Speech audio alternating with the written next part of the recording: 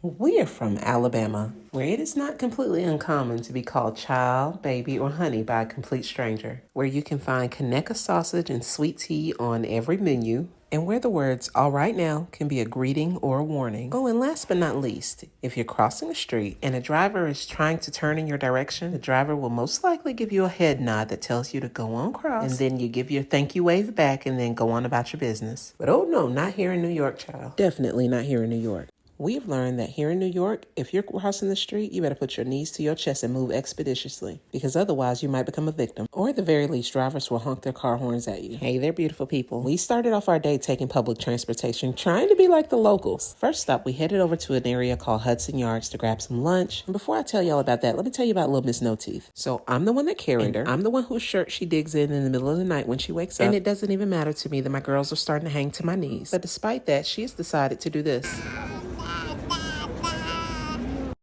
Mr. Worthless Nipples thinks it's hilarious. Anyway, we passed by probably the 5th candy store that we've seen since we've been here in New York. I have to admit, I've started telling my children that only people who live in New York can go to the candy stores. Totally kidding. Or am I? Anyway, so we grabbed some lunch at Shake Shack. I got tons of chicken nuggets. I got a couple avocado bacon burgers. Got several orders of fries. I got a couple chicken sandwiches. And I got several milkshakes, just various flavors. Our total came to about $183. Yeah, we about to go back to the South. We made our way over to this area called The Edge, where you go to like the 100th floor of the building. And one of the coolest parts is how you get to the 100th floor. So you get in this cool elevator and it literally takes you from the bottom all the way to the top in 52 seconds. And honestly, this is one of the most amazing things we have ever done. You can literally see the entire New York skyline from up here. Now I would tell y'all what foolishness Mr. K was saying to me. However, my pastor might see this video, as might some of my children. So I'll spare you the details on that. Just enjoy the view, child. Anyway, anytime we go on a vacation somewhere, doesn't really matter where it is, one of our family traditions is to do something educational